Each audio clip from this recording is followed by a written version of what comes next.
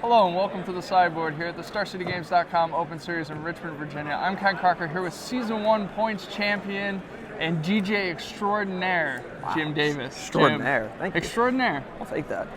So Jim, it looks like you brought essentially maybe a better version, or at least a different version. I think so. I mean, that's why I'm playing it, for sure. Of the blue-white Thopter control deck that Jeff Hoagland took to a top 8 finish in Chicago last week. Yep. So you're playing blue-black, though. Right. So before we get into the particular cards, exactly what do you think black gives you that white didn't give you?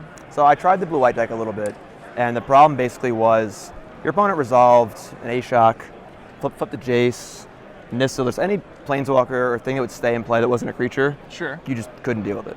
So you couldn't beat a resolved Ugin because like the removal in the deck was so spotty. And even then, like even if it was a creature, maybe it has 3 power and you have Last Breath. Maybe it's not tapped and it's a Mana Strider. You have the kill a tap thing. It's all like really, really awkward.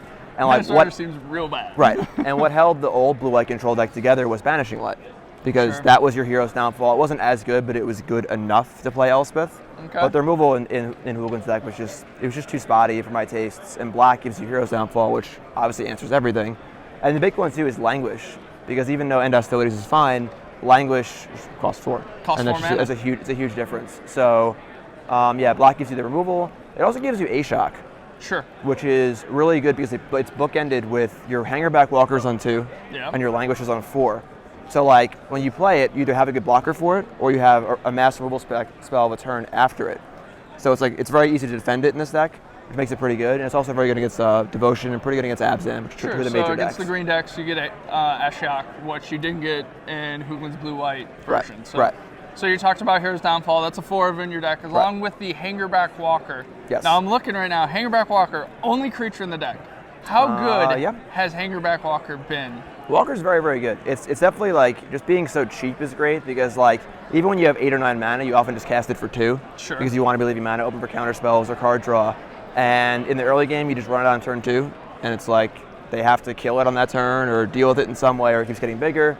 Makes a lot of blockers. It's very, very good. And then of course, like occasionally it just sits in play as a 1/1, and you just cast Spy Network on turn 4 and draw a card off it, which is just like insane. Yeah, I've seen you with the Thopter Spy Network. I've seen you with a couple in play. Yeah. And it just got completely out of hand. You were putting 3 tokens in play, hitting your opponent, drawing 3 cards. It snowballs pretty exponentially, and I'm playing 3 Network instead of 2 because I don't have Elspeth.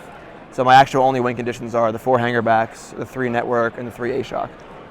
All right, and you're also playing the 3 Artificer's Epiphany, or the instant speed divination, if you will. But you decided to go with the 4th Darksteel Citadel. That is right. We do in your mana base. We have the 4.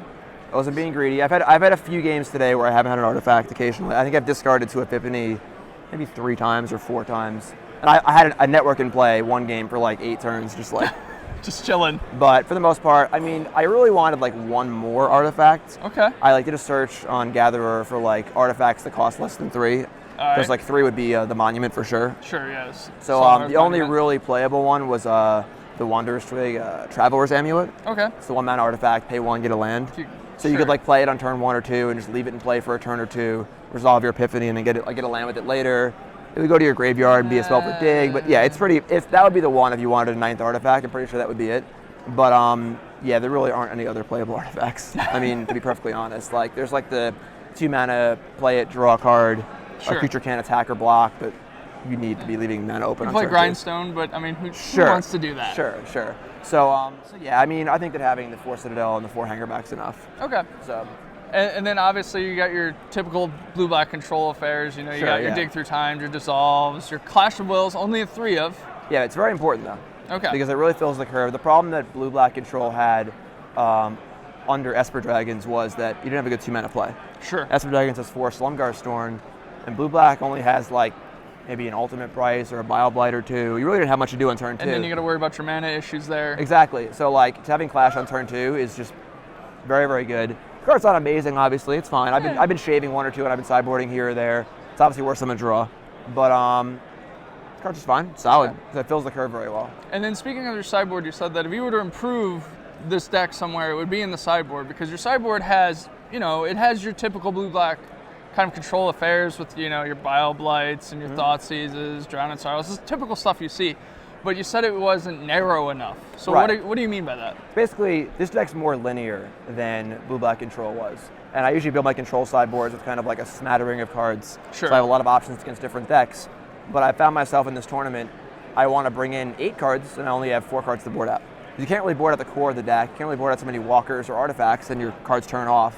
You can't, like, I mean, I've been shaving, I'll shave like an Epiphany, a Network, and like 2 walkers sometimes, but like, it's pretty hard to do that. Yeah. So like, you really only want to bring in like 5 cards, so therefore I wish my sideboard was a little more focused towards certain decks. So I just had 5 really good cards against this deck and 5 really good cards against that deck, as opposed to cards that are kind of like universally good in a lot of places, which is usually what you want to do with a control deck, but this one's a little bit different. So what decks are you looking to dodge with this deck?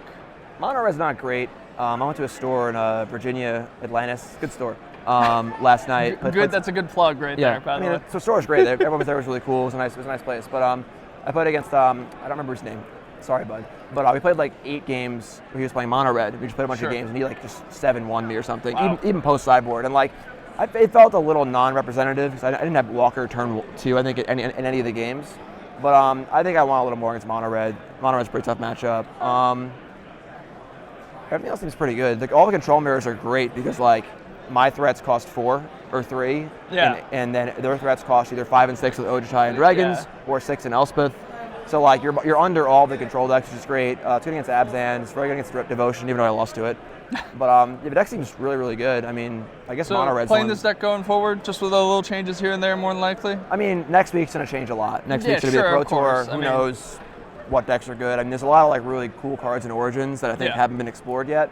So I definitely think we'll see at least 2 new decks at the Pro Tour. Okay. So it's hard to say, but as of right now, this deck seems very, very good. I'm very happy with it. Alrighty. Well, thank you very much for taking the time to side us in from the sideboard, Jim. We really appreciate it. And you guys stay tuned for more Standard action here in Richmond.